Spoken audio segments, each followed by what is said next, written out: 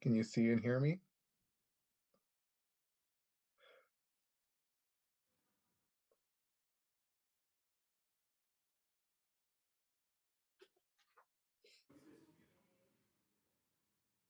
Vice Mayor Becker, can you hear us?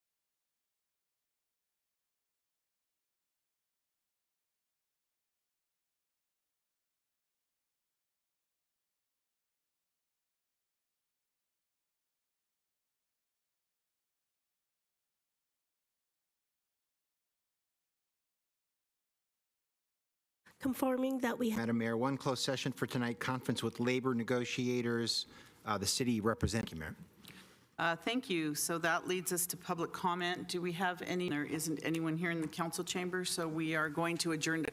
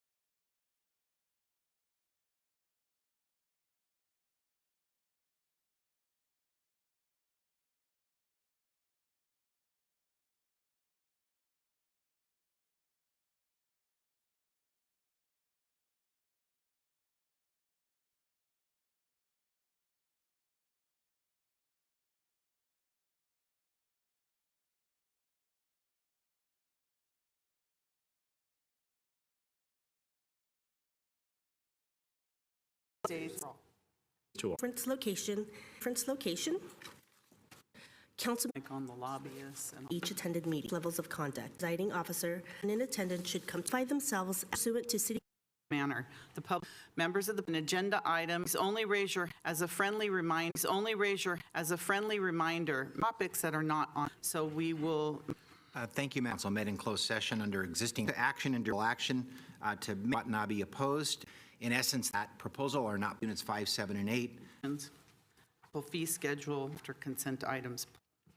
I'm delayed Ann Arbor Day USA Community 2020. This year will include songwriters, works, tree from Cal Fire's Captain's Urban Forest tree preservation to be a fun film. Craig Moback brought some of the staff for COVID, so we hit the ground. Felipe Ramirez, and Karen Hickey, who Perla, because she was. Please join us up here. We have a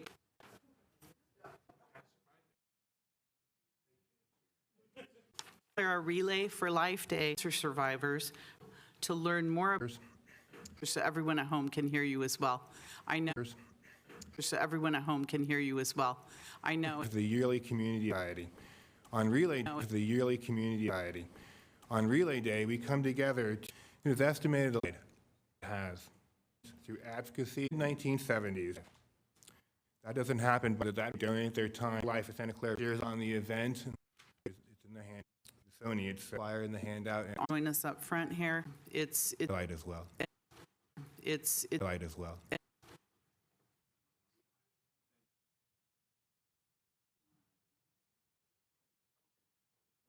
Very opportunity for everyone of our Santa Clara libraries is in our city. Now I invite, welcome.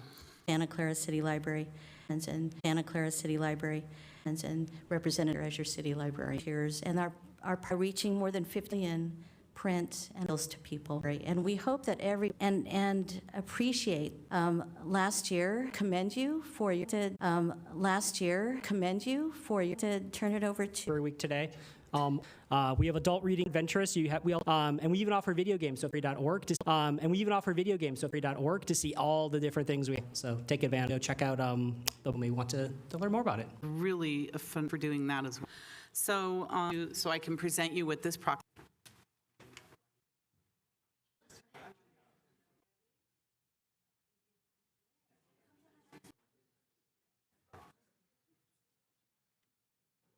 Next item on the agenda, we would like to pull for discussion. On the Henry Schmidt Park. From the consent calendar. Motion second. Yes. Councilmember Board Member Jane.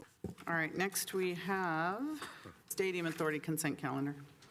All right, public presentation, we have Stadium Authority consent calendar. All right, public presentation. Okay, thank you for your time. It was great watching I got an idea. Let's get more people into come down, be more part of the city.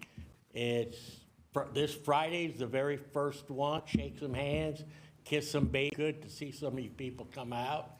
Maybe to see people come out and socialize. Out for these. They've been kind of light late. People involved with the city. Maybe if I just want to get people out to the park concert. Look forward to seeing. All right, Debbie. Oh, is this? Oh, you need. Hello, Mayor and so Rob. This is our one and only. But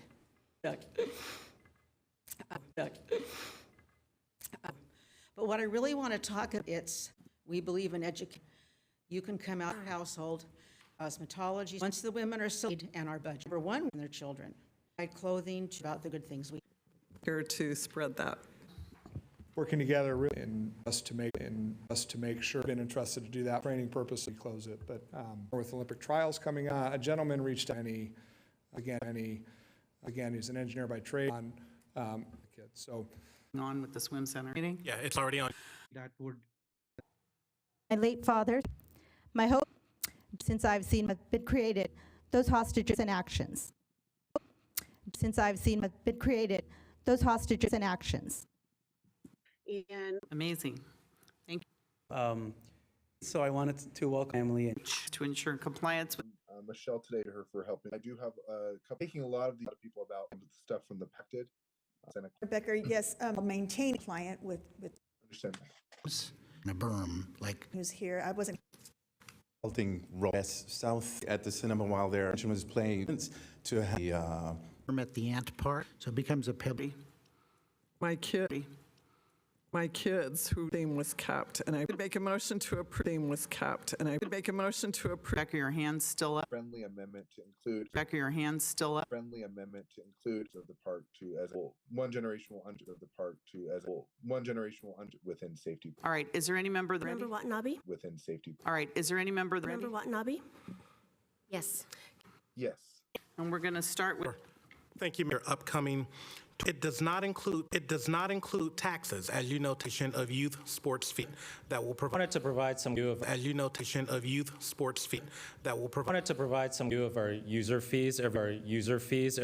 There's over 200 with clear source experience among my study session with his departments and answered. I know there's a lot of theory.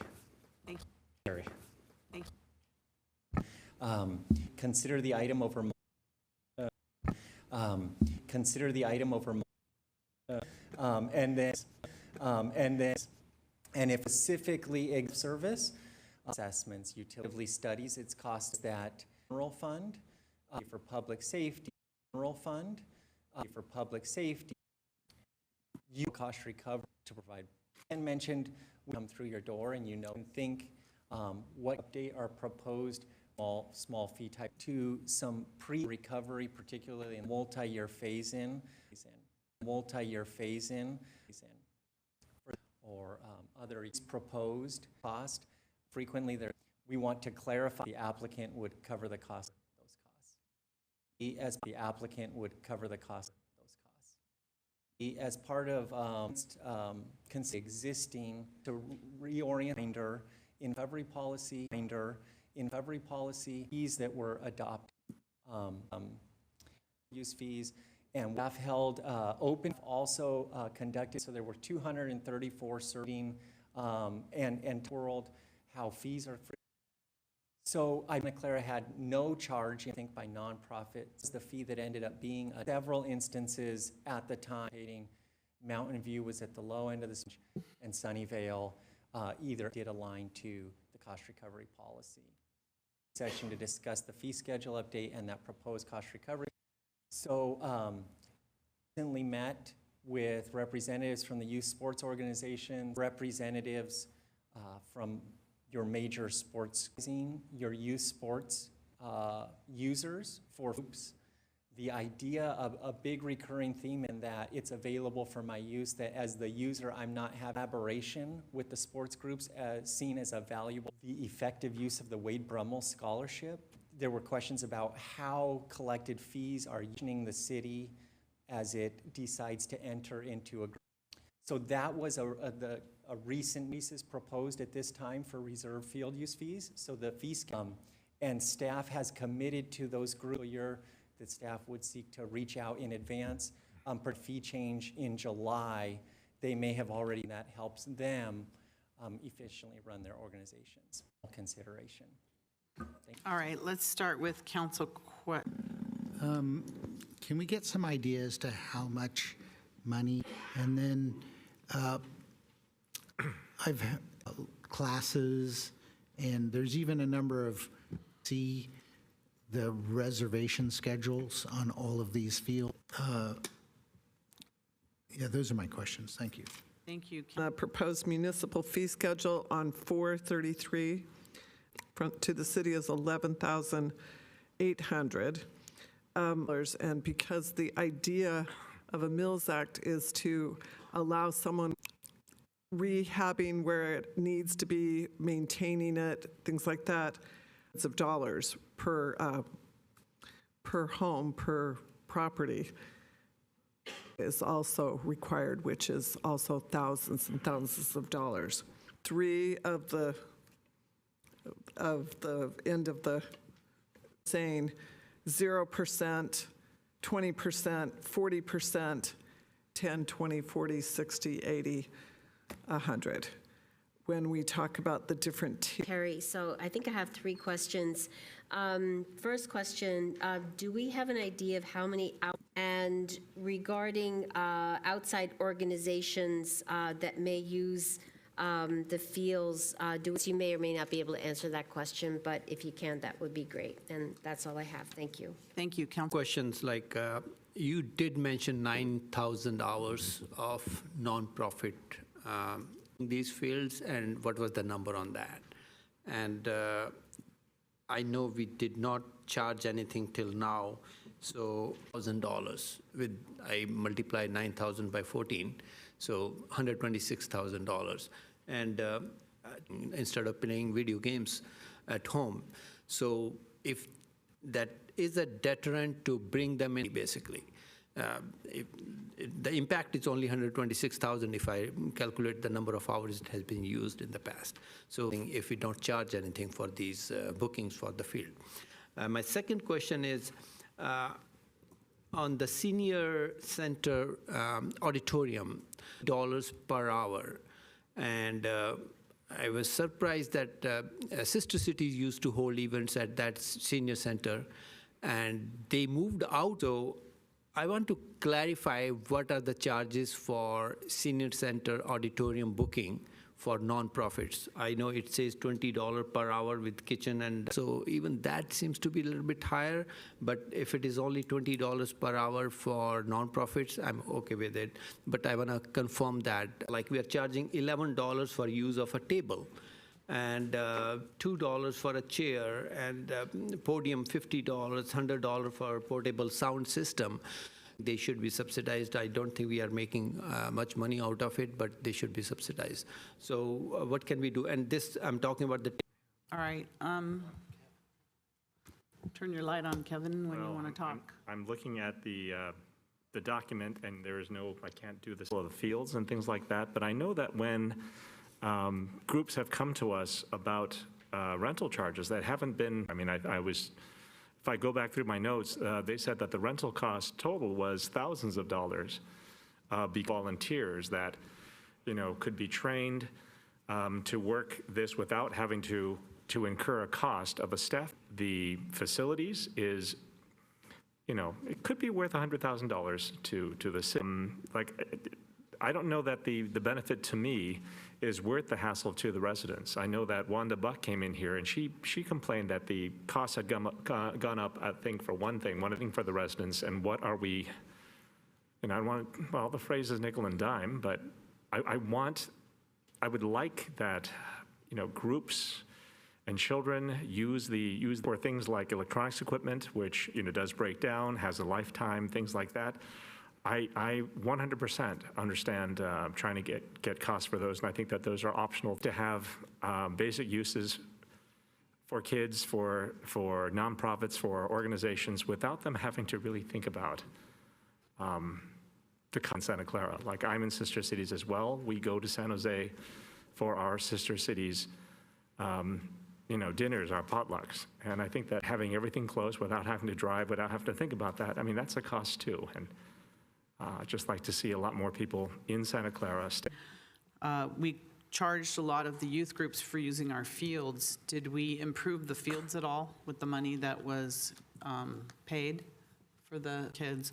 Because what I see now is that many of the youth organizations are really struggling, and the kid, and that on top of the city rates, there are some organizations that are not able to use our facility pass, and they can't use them because the fees are too high. I know that we're doing something wrong. So I'm glad that this is coming and providing the recreational facilities, especially for our youth, in the last 2 years, because I don't see how it's improved anything for that the leagues can play. So as much as I, you know, think we need this 100,000, I don't mind looking at those fees as well for facilities. But I'll tell you, the kids to me. Yeah, I'm not a fan. Observe them. The other thing is, I think the fees are per hour, so it's less than a candy bar. For the senior center rooms, it's problematic because it's only $25, and it becomes very expensive because you're paying for staff time. But generally, at the senior... Need some more time for those questions, Director Lee or City Manager? You want 5 minutes? 5-minute break?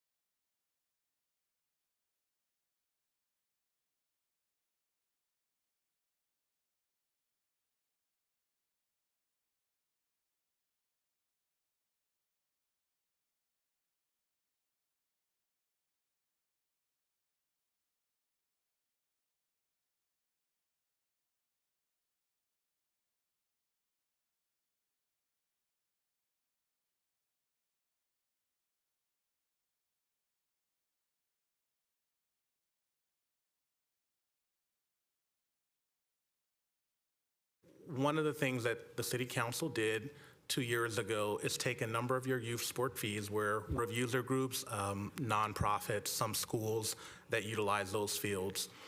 And there is some other categories of users that use our other facilities, whether it's a gymnasium, whether it is our aquatic, come to the council and say, well, all fees for all of our facilities should be zero.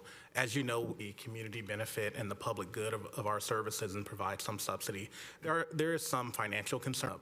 If there is a desire to significantly eliminate any fees, staff would like the opportunity to come. We raised some fees over the last 2 years, but did we improve those facilities? It was not enough to do any substantial rehabilitation. And we know the city's challenge because the reality is we have not had the fees at a level, the full cost from fees, but it is a part of the pie or a part of the portrait. But certainly that is a decision up to the city. City manager, this is a study session, so you're going to hear from all of us. We're not taking action tonight because it's a vote on something tonight because it is a study session. No, but at study sessions, there could be direction to come back with, at the next meeting, with understand the feedback. And if we leave it there, we will come back with additional information. But with that, I can turn it. Difficult policy conversations that a lot of these fees involve. Just as your finance director, I want to just provide receives about $31 million in total for a lot of these fees. It's across every city department. Many of the services that those service areas goes up every year, roughly on a 3 to 6% clip, just based on the cost of materials. As this city manager mentioned, as I've talked about, we are in a fiscal deficit situation, so every one of these dollars, when we started this conversation, the city was facing a very large deficit within COVID and relied on hundreds of thousands of dollars in new fee strategy, revenues, expenditures, service cuts and new revenues that this council has faced over the last 3-4 years, and so city budget. I do want to talk about a couple questions here around the pyramid and subsidies. Council members, especially for those seeing this for the first time, those are ranges that the council established through this policy. The Parks and Recreation Department, as they are close councils approved through this policy. And so from a subsidy level, for example, in that second tier, 1 to 20, include the cost of cutting the grass, watering the grass, maintaining those fields. Yes, there are, as I've talked about, that we do collect through those fees goes towards the maintenance, and about 80%, 80 to 90. Some of the tiers, nonprofits versus other. With the city council, the council had a strong value in making sure nonprofits had the most supportive access to the amenities. Our parks, our libraries, many of our facilities have modeled that. Those kitchens, the tables and chairs. Our consultant, along with every one of our departments, took a look at what costs are involved in the fee schedule are related to collecting back a portion of those costs to the extent some of those are subsidized. Those aren't full cost recovery for staff time. In the parks area and around the Mills Act, both the acting directors are ready to respond. And with that, Terry. Thank you. I believe the impact of the fee, one of the questions was what has been the impact of these particular fee changes? And we do think by nonprofit groups, 9,000 hours. I believe they are invoiced seasonally, per season. And then there was a question, is that the senior citizen center rooms, if it's like a recurring type meeting, it would be $20 per meeting. Thank you. Can I follow up a question? Yeah, go ahead, please. So what are the charges for a staff? Let's say there is a 3-hour event or 4 hours for the charges of these, plus the staff time. I'm more Provide a average hourly rate. I will say at $20, so when we have staff there for several hours, oftentimes after the work schedule to 20% fee cost recovery. So we're subsidizing somewhere between, if not, we can provide that at the next meeting. Yeah, next meeting is fine. Yeah, I'd say any questions that don't get. Very much for that. We're going to go to the public now, and we have one hand. Hi, can you hear me? Yes, we can. Go ahead, please. with Council Member Saj Jain about not having, so that's one factor. Secondly, given that the city, of course, the administrative cost of such collection. Thirdly, I saw on the slide that in any case, they be made available to those programs. There's also the Wade Brummel Scholarship and kept at a minimum. So that's one set of things. The other thing I wanted to suggest, I've not seen much in terms of what the study is and how these numbers were come up with. And instead of hiring more consultants and paying their cost, I would suggest political science, economics, or statistics Thank you, department. Vikas. Thank you so much. Thank you for allowing me to speak. My name is Mike Waukee. I'm the president of the Senate. Year 2023, Santa Clara Pal alone paid over $17,000. You take that amount, you divide it by the amount of kids in your program. I already charge them. These slides are great. They show some great numbers. Peter's in there. They charge zero. Okay? Let's pass on those costs. Okay? So we have, even though we offer scholarships, PAL is 100% volunteer. We benefit entirely. What would these kids be doing if they wouldn't be able to co-ed flag football, judo, wrestling, being to the kids? That's what you need to think about. The impact to the children. Okay. Please. Sorry. But just for IT, I hear what Mr. Waukee is saying. Like when they're paying $17,000, have to use the fields in a year to get to 50. Actually, I do know how many hours they would have. Cox High School, when they came talking to us about tournaments last year, like over $1,000. And most of this was because of staff time because we had liabilities. I believe that the bulk of the cost wasn't for the hourly fee, it was for the staff time that he's been running these tournaments. I mean, this tournament had been in the city for over 40 years, for almost 40 years.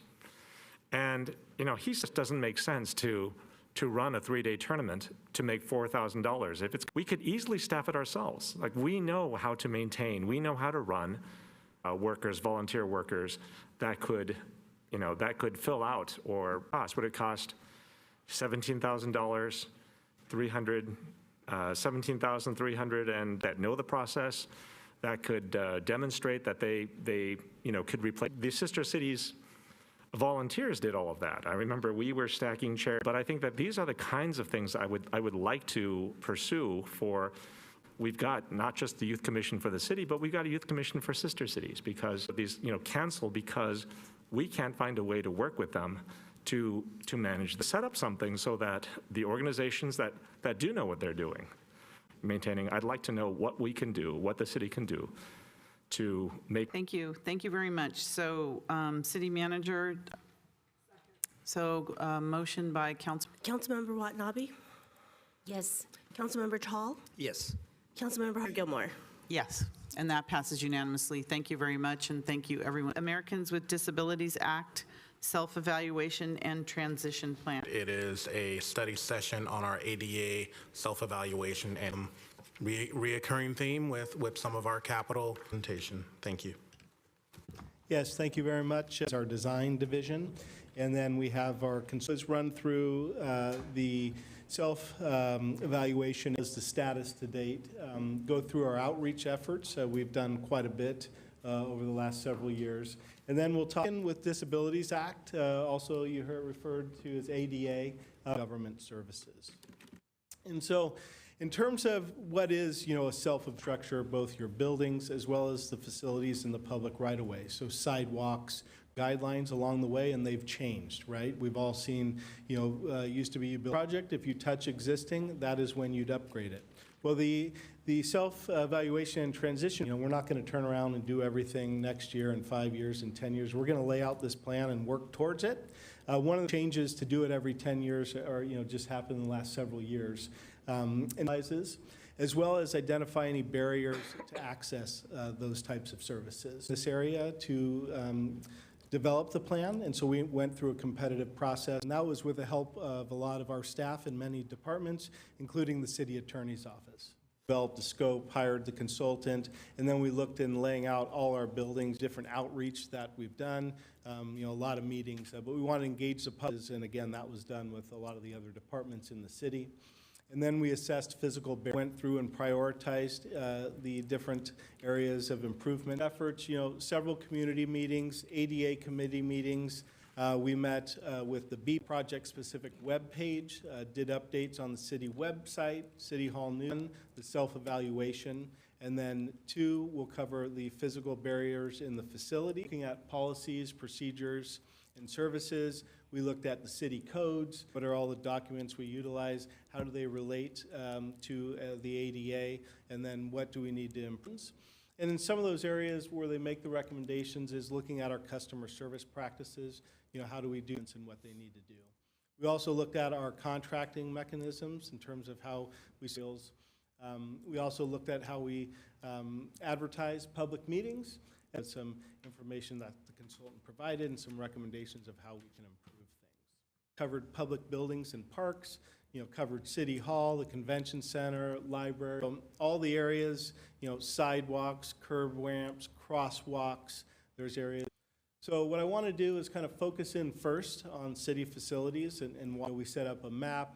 There's a little blow up in the red circle that shows those facilities. Document and see, okay, are any of those facilities in, do they need to be upgraded? And then we would have to work with those facilities. And so, the first one being the main access to it, accessible. Next, we looked at the program's use areas. So as you go on, are the king fountains, site furnishings, and things like that. And then there's categories. You don't need to update those because you do provide ADA compliance. And then lastly, treated differently, and you don't necessarily need to do all the upgrades that you would need to with public. Something that isn't compliant doesn't mean you need to embark on a huge construction project or project maintenance. You have the opportunity to provide auxiliary aids or services to assist those who need that. So when we looked at these types of projects and improvements we can accomplish, and then we looked at project types. So when we looked at those and categorized, then the next step was, okay, how are we going to rank these in terms? And so how did we prioritize? Well, we went through a workshop. We got information, something that's used quite a bit, or is it just once or twice a month or once or twice a year? Was it a unique or come pay a fee somewhere or some building? Then obviously people need to go there to do it.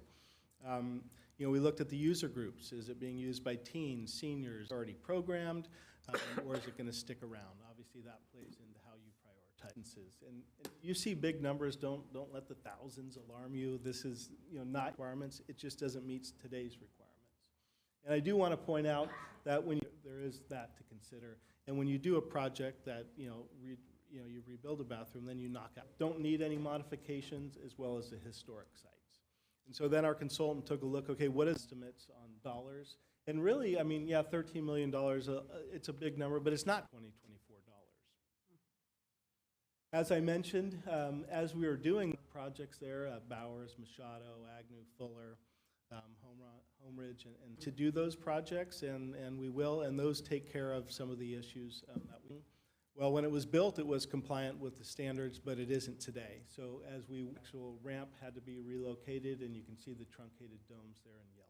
So those are some of the types of sidewalks and streets we have, and crosswalks and signals and things like that. So there is a lot to it through prioritization criteria. And so for this one, it was, it's of needing, maybe certain ramps in an area or maybe crosswalks. And then also the current quality.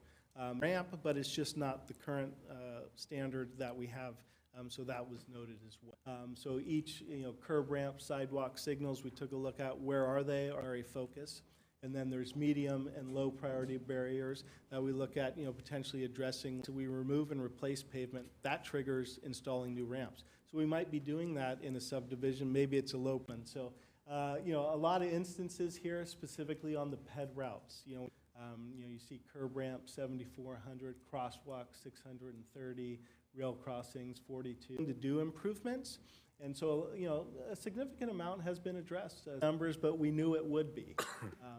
And so, as I mentioned, we went through a process to prioritize, again, long-range plan. It's not happening tomorrow. It's not done in 5 years, 10 years. You also remember developers, if a developer comes and develops a big development, different avenues that we have to accomplish.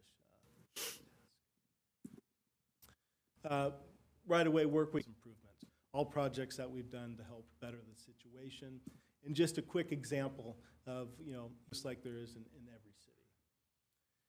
So that covers kind of the public right-of-way and the facility as the grievance procedure. And so the ADA coordinator is designated by the city manager. Currently, it's with Public Works, and it was designated. We're still talking about where is the best place to have the coordinator role, whether it remains in Public Works, is there to do with it now? It's not just, okay, here's the curb ramps, put them in a project. As I mentioned, there's staff training, there's looking at services. There's a lot of, and look at what the expenditures are in terms of dollars. The key part, rights and protections. We need to stay current on the ADA regulations and best practices, and also we need to handle. In terms of the grievance procedure, we have one already that we utilize. The consultant looked at us on how we take in information and the type of information that we need on a complaint, as well as staff. If they want to appeal it, it would go up through what we're proposing is to the city manager's office. The community meetings, getting the feedback, obviously, we want to hear if there's any feedback tonight, achieve portions of the plan, and then we'll look at other projects. We'll look at pursuing outside funding to help address any to present tonight, and I will now ask if you have any questions of us. Thank you, Director Mobeck. That was interesting. Because we have this self-evaluation, does that make it easier for us to look at grant? I just wondered if that could be used or leveraged to help us taking grants to help with. I had heard,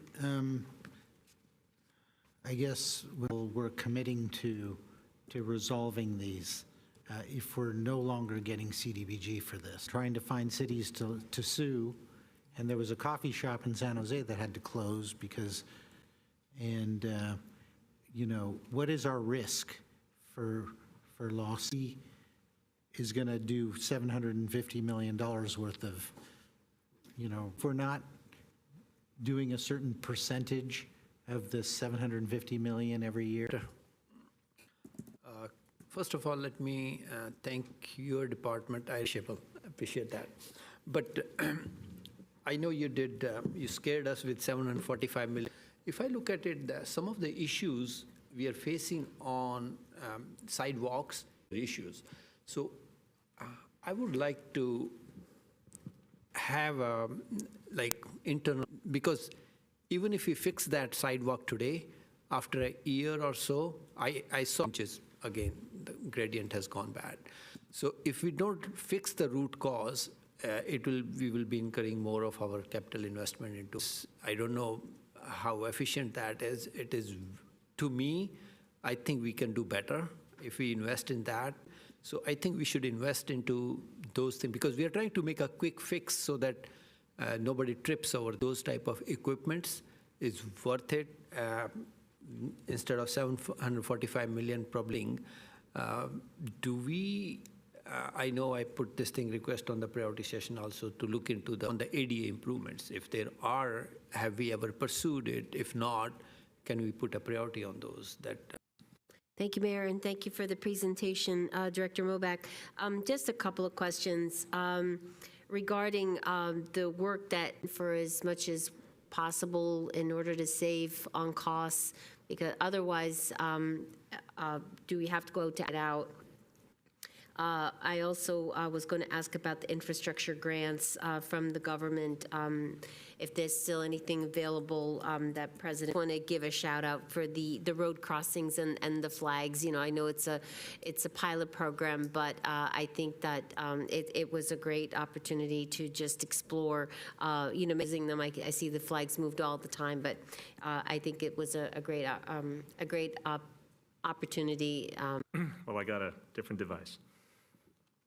So thank you very much for that, Jill. I agree with a lot of things that have been said here. I also want to note that there are several things that we can managing the opening and closing of the Creek Trail, especially along the stadium during events, because it makes it harder for people who depend on motorized assistance to complete their route, especially when the detours take them 2 to 3 times because they cannot make that route.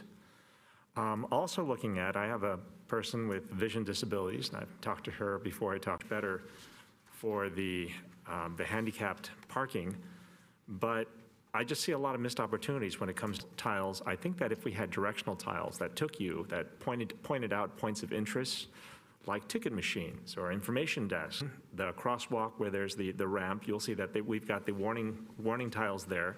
But then immediately you'll see branches going in every direction with directional tiles that take the door is.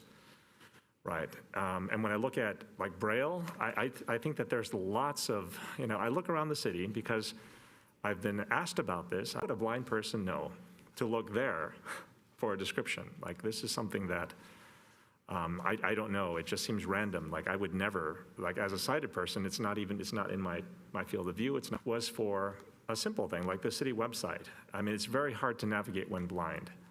I mean, there are standards for how you can navigate a website without,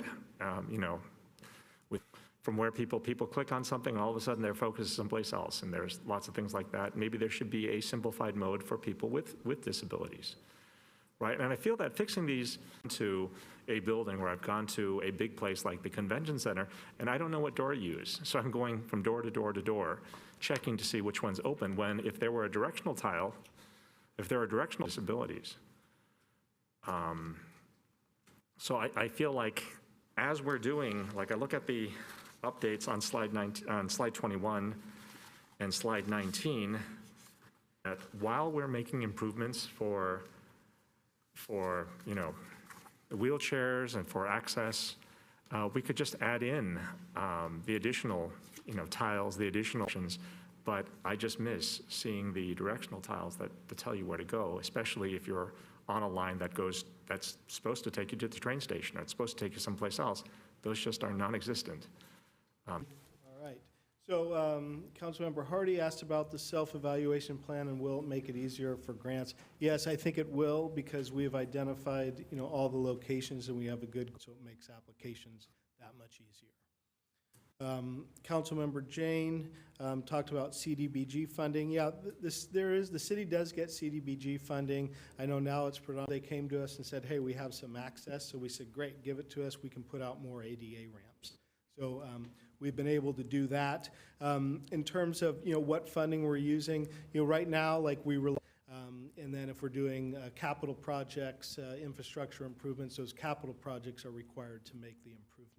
And so we look at a whole host of funding opportunities, and then private development, when they come in and have to update, sidewalks and ramps, then they have to take care of it. So, a lot of local businesses were being targeted by individuals in lawsuits. So this is, we're mainly focused on the public right of way and the public facilities, not the private facilities. What's our risk to lawsuits? Well, we're complying with the ADA that we have to have a plan. So we've checked that box. We've prioritized projects. In 10 years, we're going to evaluate it. Is there risk if we did nothing? Probably there could be. But I think we have the plan. We're going to move projects forward.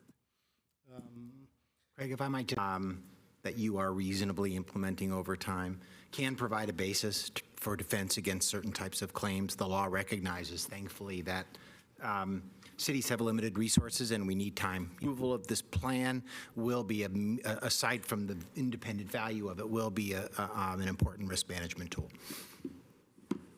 Thank you for adding that. Let's see, Councilmember Trawl asked about, very deficient, that it was going to fall over. And then some people can't get the tree out fast enough to plant a new one. Trees, when they were planted years ago, in many cities, they didn't look at roots and sidewalks and is it an invasive species. The liquid ambers were a classic example. They were planted not the best because they're massive and they tear up sidewalks.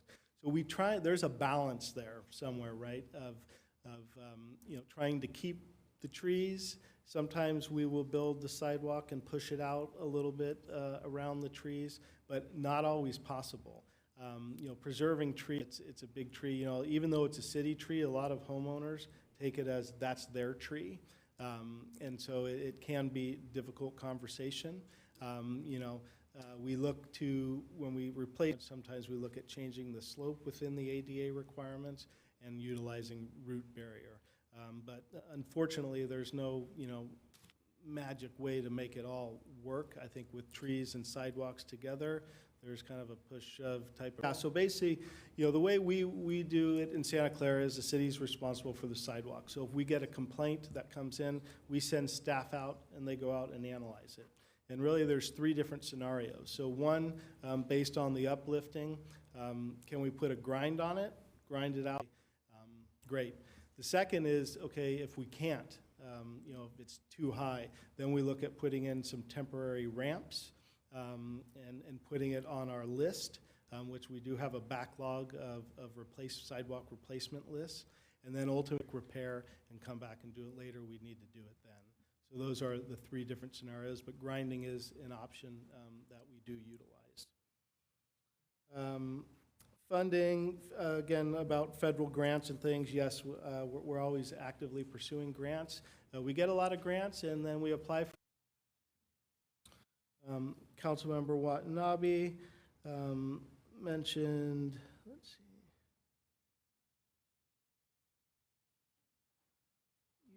Mentioned, I'm sorry, I can't even read my scribble. You said the work needs to be done internally with outside, can we handle the work internally or outside vendor? We will hire an outside vendor and we will identify areas, and then the contractor will come in and do it. In the case of buildings, there's some of the work we do, touchless faucets, toilets, our building maintenance staff has done those. We've done some other things with towel racks, dryers, lowering things and stuff like that. So, we do some of it, but obviously there's such a volume of it that a lot of it, you go look at contracting it out. Grants and infrastructure grants along those same programs that we initiated with the slow down signs and the crosswalk flags. So we have heard some positive feedback. And as I drive by, I always check to see, okay, now I see a bunch of flags over there. Now they're over here. So I know people are using them, and so that's good. And then I talked about closing the Creek Trail, a safety issue, and stadium operations. In terms of vision, so we follow all the DOJ standards when it comes to crosswalks, when it comes to ADA improvements and types of buildings. They set the standards, and we need to follow them. And then we also have city sidewalk standards that we follow as well. In terms of arrows and if you're doing any wayfinding through that, that's not a standard that we have in the city. I'm not sure if private development with elevators and braille. The building code requires a lot of that in buildings. When you go build things these days, those are a requirement. And I think some of those standards were some of those individuals who deal with those impairments, they know where to look to find some of those. I'm not an expert in that by any means, but I know that's why those standards are in the building code that way. In terms of the city website, I know we're looking at the website right now and doing different types of improvements, and so that's out there. And let's see, I think those were all the comments. Did I miss anything? Thank you, Director Mobeck. We are now going to go to the public to see if there's any public questions, comments, or statements. So is there any member of the public? And I wanted to say, City Clerk, I haven't seen Vice Mayor Becker for a while. Is he still with us? He left the meeting at 8:56. 8:56. Okay, thank you. Any member of the public? No one's here in the audience. Is there anyone online that would like to? I don't see any. Okay. So what would you like us to do with this, Director? Just a note and file it. Note and file? And then obviously we would come back later this summer with the final plan for. All right. Thank you so much. Thank you. I have a couple of comments, and then I'd like a motion to note and file. Councilmember Park. Yes, I understand the trail closures are a security issue. It's tied to stadium events and stadium things like this, but I just wanted that to be noted, the push some of the support that we could put into having a resolution from the ADA side. Thank you. Councilmember Chahal, and then when you're done with your comments, would you make a motion, please? Thank you. I will. Thank you. Director, I did mention about the grinding equipment, like if we can look into a grinding equipment which is much more efficient, much more faster, that would be a good thing. Oh, to replace our Replace current the equipment, see existing what's one. better? Yeah, That- definitely. That will I can improve the efficiency. anything better? Better, and what that might entail. Okay. With that, I'll make a motion to note and file. Is there a second? Second. Okay, Councilmember Chahal, motion, second by Councilmember Jane. We can register your vote now. Thank you. Thank you, Director Mobeck. Please register your vote. Councilmember Watanabe? Yes. Everybody else. Okay, and that passes 6 of us present. Thank you very much for that. All right, next we have reports of members and special committees. Does anybody have a report? Councilmember Watanabe? Thank you, Mayor. I just wanted to give a shout out to the Women's Club, who just celebrated their 120 years of being in existence in the city of Santa Clara since 1914. And they had a celebration last Friday. There were council members there to just help celebrate just all the great work that this women's organization does and how they've given back to the community over the years. So just congratulations to them on 120 years. Thank you. Thank you. Councilmember Park? Yes, several other council members also attended that event. I think it was very nicely done. Mayor and Suds and city manager were presented with handmade scooters, and I'm going to be honest, I'm kind of jealous, but I will try to hold that in. I also want to make a note that I have made a request to staff to attend the Asian Pacific American Leadership Foundation Conference. It's an inaugural event that's occurring this summer, and I think staff will provide feedback, that we can decide we can talk about at the next meeting. I don't know if there's anything else I need to say about that. All right, thank you. City Manager, Executive Director report? No report. Thank you. That leads us to our adjournment. We have 3 individuals that I'm going to ask that we adjourn in the memory of tonight. First individual is Bruce Augustin. He was the former Santa Clara Director of Public Works. He passed away on March 20th at the age of 83. Bruce was born December 7th, 1940 in Provo, Utah. After meeting Ann Curitin in high school, they married while Bruce was in college. After graduation, they settled in Santa Clara and had 3 children. Bruce spent most of his career working for the city of Santa Clara, first as a professional civil engineer and eventually as the Director of Public Works and city engineer. During his tenure, the Great America Corridor, the Santa Clara Public Utility Systems, and the Santa Clara Police Facility were all developed. Bruce retired in 2000. Bruce's wife of 53 years preceded him in death in 2014. Bruce is survived by his family, including his partner, Judy Call, his children, Cal, Kent, and Nancy, and his grandchildren, Emily, Thomas, Carmen, and Gabby. He will be deeply missed. I had the pleasure of working with Bruce for my 8 years on the city council. Such a fine gentleman, so nice, and I'm sorry I didn't know about his passing. I would have attended his funeral, but he did so much for the city of Santa Clara, and on behalf of the city council, I want to thank his family for his service to us here in the city. He made such a difference, and he will never be forgotten. Councilmember Hardy wanted to read the next one. Thank you. Clarence Robert Tower, or Bob Tower, as he was known by everyone, was an engineer, artist, author, and historian. He passed away in March of 2024 at the age of 95. Bob was born in San Jose in 1929 and moved to Santa Clara with his family when he was 6 years old. And this is where he lived out his entire life. His favorite memories were about playing in the orchards and picking cherries when they weren't supposed to. Yes, they got in trouble. Bob trained as a civil engineer and as a land surveyor at San Jose State. He worked for local engineering firms to build pipelines, levees, hotels, and subdivisions when this valley was transforming from agriculture to tech. You would be hard-pressed to find a building or any type of structure that he didn't have part of the work done. Bob was an artist at heart, though. He had over 450 items of artwork. He did the artwork for many, many years for the historic home tour during the line drawings of all the historic homes that were on the tour. One of his paintings is in the permanent collection at the San Jose History Museum. He was awarded the Grumbacher Medallion for Painting Excellence. Bob wrote 5 published books.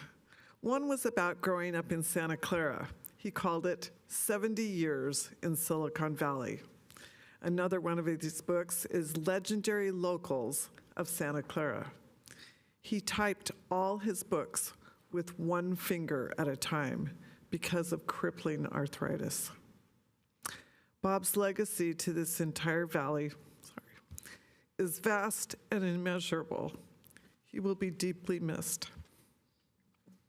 Thank you. And finally, I'd like to adjourn this meeting in memory of Robert Hall Morgan. Robert Bob Hall Morgan passed away on March 19th, 2024. He was 73 years old. Born on October 14th, 1950 in San Jose, Bob was a beloved son, husband, father, grandfather, and friend. He is the son of Robert Hall Morgan, who founded the Triton Museum in 1965.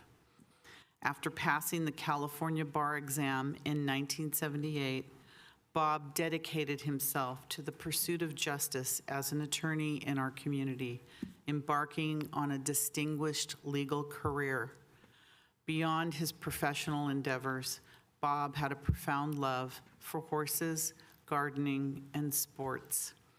He gave back to his community through volunteer work on the Board of Trustees of the Triton Museum of Art and as president of the Youth Science Institute. Bob married his wife, Susie, in 2003, and together they raised 5 successful children and spent cherished time with their grandchildren. Bob is survived by his wife, Susie Morgan, his sister, Marilyn Morgan, his 5 children, Scott, Ryan, Nathan, Kate, and Corey Morgan, our lieutenant in the Santa Clara Police Department, as well as 12 grandchildren. He will be very much deeply missed. So may I have a motion to adjourn in all 3 of their memories? Second. Motion by Councilmember Hardy, second by Councilmember Chahal to adjourn the meeting. Please register vote.